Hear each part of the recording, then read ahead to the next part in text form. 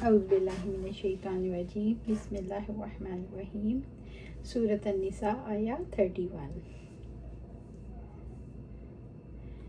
ان تجتنبوا کبائر ما تنہون عنہ، اگر تم ان بڑے بڑے گناہوں سے بچ جاؤ جن سے تمہیں منع کیا گیا ہے۔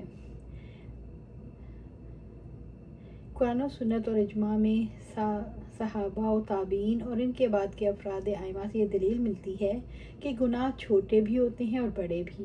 بڑے گناہوں سے بچ جاؤ گے تو اللہ تعالیٰ چھوٹی برائیاں دور کر دیں گے۔ کبائر کبیرہ کی جمع ہے اور عظیم نافرمانی ہے جس پر اللہ تعالیٰ کی طرف سے وعید اور قرآن و سنت میں حد جیسے قتل، زنا، چوری، شرک کبیرہ گناہ ہیں۔ کبیرہ گناہ کیسے معاف ہوتے ہیں؟ کفارہ دینے سے، فدیہ دینے سے اور توبہ استغفار کرنے سے اللہ تعالیٰ معاف فرماتے ہیں۔ یعنی جب تک استغفار ہوتا رہے تو کبیرہ کبیرہ نہیں رہتا، بشرطہ کہ استغفار سچے دل سے ہو، اور صغیرہ پر اصرار ہوتا رہے تو پھر وہ صغیرہ نہیں رہتا۔ عبد الرحمن رضی اللہ تعالیٰ عنہ اپنے باپ ابو بکر رضی اللہ عنہ سے روایت کرتے ہیں کہ آپ صلی اللہ علیہ وسلم کی خدمت اقدس میں حاضر تھے کہ آپ صلی اللہ علیہ وسلم نے فرمایا، میں تمہیں گناہوں میں سب سے بڑے گناہ سے آگاہ نہ کروں؟ 3 مرتبہ آپ صلی اللہ علیہ وسلم نے فرمایا وہ گناہ یہ ہیں: اللہ تعالیٰ کے ساتھ کسی کو شریک ٹھہرانا، والدین کی نافرمانی کرنا اور جھوٹی گواہی دینا۔ فرمایا جھوٹی بات کہنا۔ آپ صلی اللہ علیہ وسلم ٹیک لگائے ہوئے تھے تو آپ صلی اللہ علیہ وسلم بیٹھ کے اور بار بار یہی فرماتے رہے، یہاں تک کہ ہم نے دل میں کہا کاش آپ صلی اللہ علیہ وسلم خاموشی اختیار فرماتے۔ نکفر عنکم سیئاتکم، ہم تمہاری چھوٹی برائیاں تم سے دور کر دیں گے۔ کبیرہ گناہوں سے اجتناب 2 شرائط کے ساتھ صغیرہ کے لیے کفارہ بنتا ہے۔ جب اجتناب قدرت اور ارادے سے ہو، اللہ تعالیٰ کے خوف کے علاوہ کوئی چیز روکنے والی نہ ہو، فرائض قائم کرنے کے ساتھ کبیرہ گناہوں سے اجتناب ہو۔ ابو ہریرہ رضی اللہ عنہ سے روایت ہے کہ آپ صلی اللہ علیہ وسلم نے فرمایا، 5 نمازیں جمعہ سے جمعہ تک اور رمضان سے رمضان تک گناہوں کا کفارہ ہیں، جبکہ کبیرہ گناہوں سے آپ اجتناب کرو۔ جو شخص نماز چھوڑنے سے اجتناب کرتا ہے وہ کبیرہ گناہوں سے بھی اجتناب کرتا ہے تو اس کے چھوٹے گناہوں کے لیے کفارہ ہو جاتے ہیں۔ وَنُدْخِلْكُمْ مُدْخَلًا كَرِيمًا، اور تمہیں بڑی باعزت داخلے کی جگہ میں داخل کریں گے۔ اللہ تعالیٰ گناہوں سے دور رہنے کے بدلے میں ایسی عزت کی جگہ داخل کریں گے، ان جنتوں کے نیچے سے نہریں بہہ رہی ہوں گی۔ وَكُنُوزٍ وَمَقَامٍ کریم، اور خزانوں اور عمدہ جگہ سے۔ سورہ شعراء آیا 58، سورۃ نساء آیا 32۔ اس آیت کا شان نزول ام سلمہ رضی اللہ عنہ سے روایت ہے کہ انہوں نے فرمایا، مرد جہاد کرتے ہیں اور ہم جہاد نہیں کر سکتے اور ہمیں وراثت بھی آدھی ملتی ہے۔ اس پر اللہ تعالیٰ نے آیت نازل فرمائی، وَلَا تَتَمَنَّوْا مَا فَضَّلَ اللَّهُ بِهِ بَعْضَكُمْ عَلَىٰ بَعْضٍ، اور تم اس چیز کی تمنا نہ کرو جس میں اللہ تعالیٰ نے تم میں سے بعض کو بعض پر فضیلت دی، اس لیے کہ اس طرح کی خواہش اللہ کی تقدیر سے عدم رضا کی دلیل ہے، اور اگر اس خواہش کے ساتھ یہ تمنا بھی شامل ہو جائے کہ دوسروں سے اللہ وہ نعمت چھین لے تو یہ حسد ہوگا جس سے اللہ تعالیٰ نے سختی سے منع فرمایا ہے۔ لِلرِّجَالِ نَصِیبٌ مِّمَّا اکْتَسَبُوا وَلِلنِّسَاءِ نَصِیبٌ مِّمَّا اکْتَسَبْنَ، مردوں کے لیے اس میں سے ایک حصہ ہے جو انہوں نے محنت سے کمایا، اور عورتوں کے لیے اس میں سے ایک حصہ ہے جو انہوں نے محنت سے کمایا۔ مردوں اور عورتوں میں اعمال کے ثمرات میں مساوات ہے۔ اللہ تعالیٰ نے مرد اور عورتوں دونوں میں الگ الگ صلاحیت اور ودیت کی ہے، اور ہر ایک کو اس کی صلاحیت اور محنت کے مطابق دنیاوی نعمتوں سے حصہ ملتا ہے۔ اسے اللہ کی تقدیر پر راضی رہنا چاہیے اور اس ایمان کے ساتھ زندہ رہنا چاہیے، اللہ ہی حکمتوں کو زیادہ جاننے والا ہے۔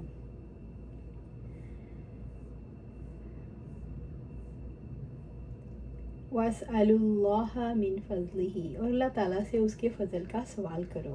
نبی صلی اللہ علیہ وسلم نے فرمایا، اللہ تعالیٰ سے اس کا فضل مانگو کیونکہ اللہ تعالیٰ سوال کو پسند کرتا ہے، اور سب سے زیادہ فضیلت والی عبادت برائی کے مٹائے جانے کا انتظار ہے۔ ان اللہ کان بکل شیء علیما، اور یقیناً اللہ تعالیٰ ہمیشہ سے ہر چیز کو خوب جاننے والا ہے۔ اللہ تعالیٰ نے مردوں اور عورتوں کی کمائی کے علم سے اور اپنی فضیلت دینے سے اپنے علیم ہونے کا شعور دلایا۔ سورۃ النساء آیا 33۔ وَلِكُلِّ جَعَلْنَا مَوَالِی، اور ہر ایک کے ہم نے وارث بنائے۔ موالی سے مراد وارث ہیں جن کا حصہ قرآن و حدیث میں متعین نہیں، یعنی جو ذوی الفروض کی عدم موجودگی میں میت کے وارث بنتے ہیں، وہ وارث مراد ہیں۔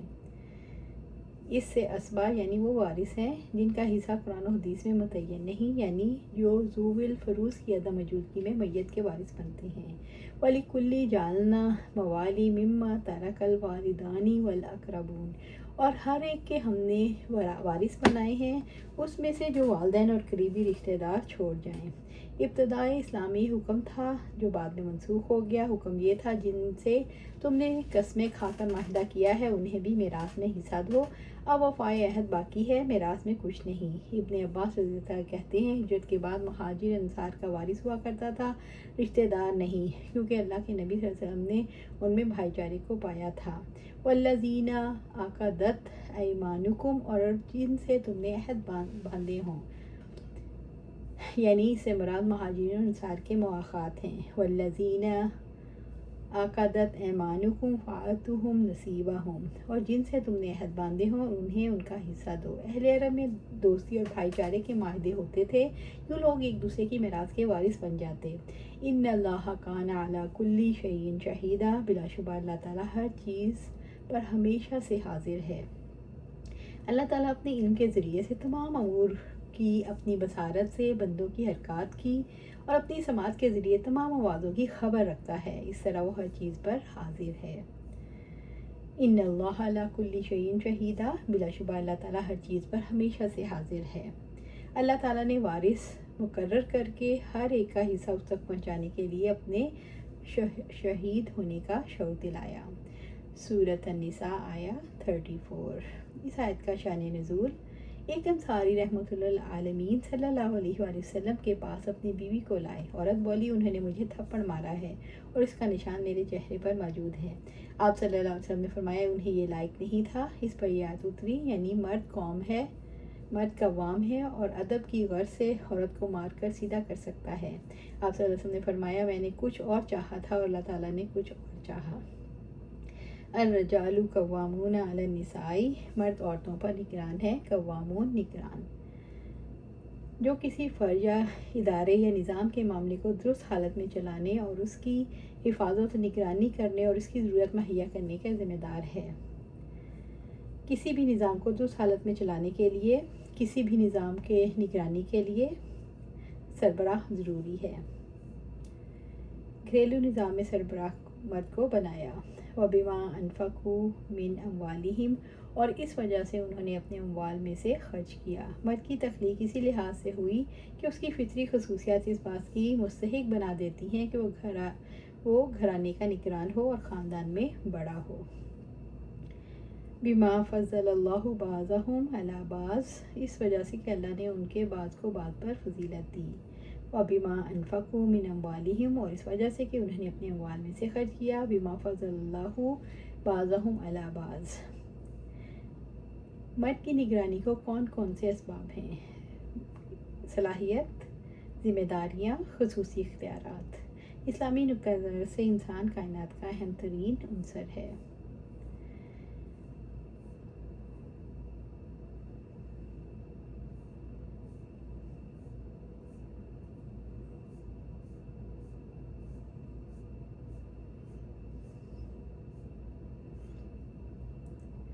فالصالحات قانتات حافظات للغیب بما حافظ اللہ، بس نیک عورتیں فرما بردار ہیں اور عدم موجودگی میں بھی حفاظت کرنے والی ہیں، اس وجہ سے کہ اللہ تعالیٰ نے انہیں محفوظ رکھا۔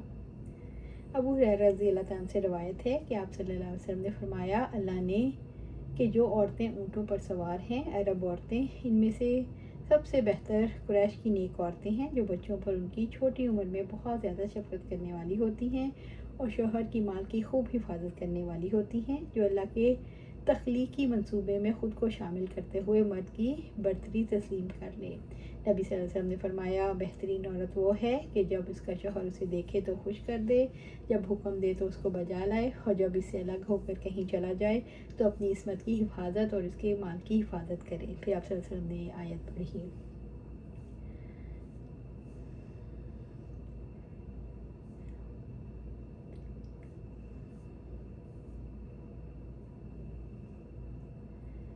واللاتی تخافون نشوزہن، اور وہ عورتیں جن کی سرکشی سے تم ڈرتے ہو۔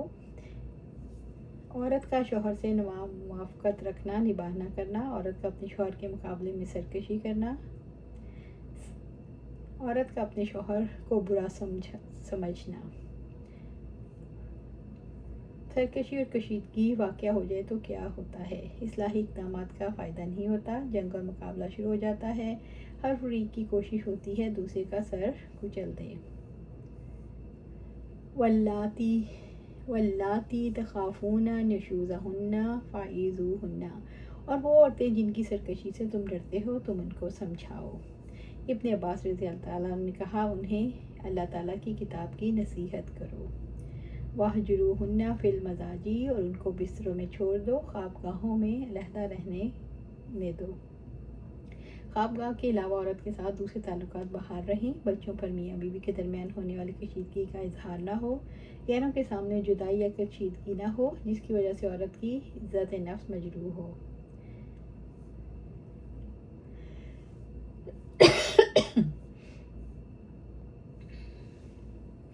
فَإِنْ آتَانَاكُمْ فَلَا تَبْغُوا عَلَيْهِنَّ سَبِيلًا، چنانچہ اگر وہ تمہاری اطاعت کریں تو ان کو ستانے کی کوئی راہ تلاش نہ کرو۔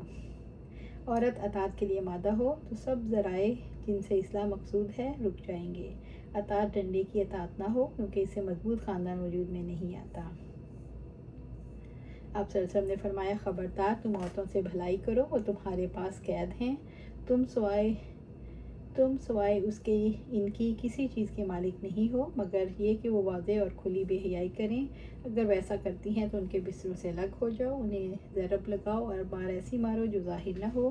اگر وہ تمہاری فرما برداری کرتی ہیں تو ان پر کوئی راستہ تلاش نہ کرو۔ خبردار تمہاری عورتوں کا تم پر حق ہے، تمہارا ان پر یہ حق ہے کہ وہ ایسے آدمیوں کو گھر میں نہ آنے دیں جن کو تم ناپسند کرتے ہو، اور نہ ایسے لوگوں کو تمہارے گھروں میں آنے کی اجازت دیں جن کا آنا تمہارے لیے ناگوار ہو۔ خبردار بیویوں کا تم پر حق ہے، ان سے خوراک اور لباس کے بارے میں اچھا سلوک کرو۔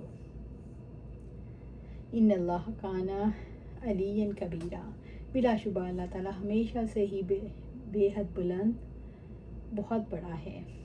اگر عورت کے جھک جانے پر بھی مرد انتقامی کارروائی کرے تو اس میں اللہ تعالیٰ فریق ہے جو بہت بلند اور بہت بڑا ہے۔ اللہ تعالیٰ چاہتا ہے کہ اس کی صفات کی وجہ سے سر جھک جائیں، بغاوت اور سرکشی کے جذبے ٹھنڈے پڑ جائیں۔ اللہ تعالیٰ نے اپنی علی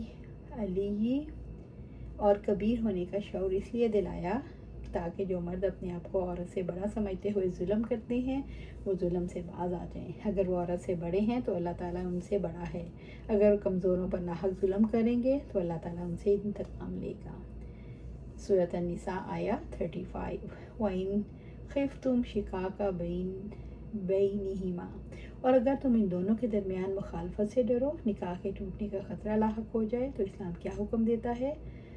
شوہر اور بیوی کی نفرت اور بیزاری کا ذکر ہے۔ اگر نفرت اتنی بڑھ جائے اس سے نکاح ٹوٹنے کا خطرہ لاحق ہو تو اسلام یہ حکم دیتا ہے خاندانی پنچایت بٹھائی جائے جس میں ایک ثالث مرد کی مرضی کا مقرر ہو اور ایک ثالث عورت کی مرضی کا۔ فَابْعَثُوا حَكَمًا مِّنْ أَهْلِهِ وَحَكَمًا مِّنْ أَهْلِهَا، تو ایک منصف شوہر کے رشتہ داروں میں سے اور ایک منصف بیوی کے رشتہ داروں میں سے مقرر ہو۔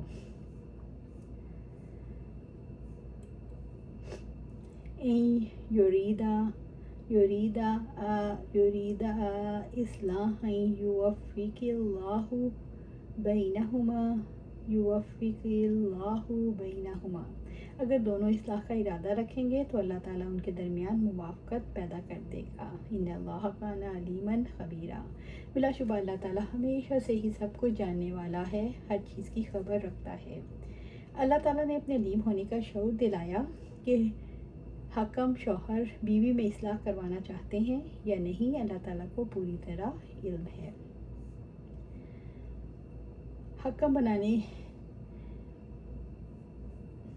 حکم بنانے کے ہوں، مار پیٹ کے، دلی معاملات ہوں یا علیحدگی اختیار کرنے کے، اللہ تعالیٰ ان کا علم بھی رکھتا ہے اور اس کی خبر بھی ہے، لہٰذا اللہ تعالیٰ کے علم اور ان کی خبر کی وجہ سے عورتوں کے معاملات میں اس سے ڈر کر رہو۔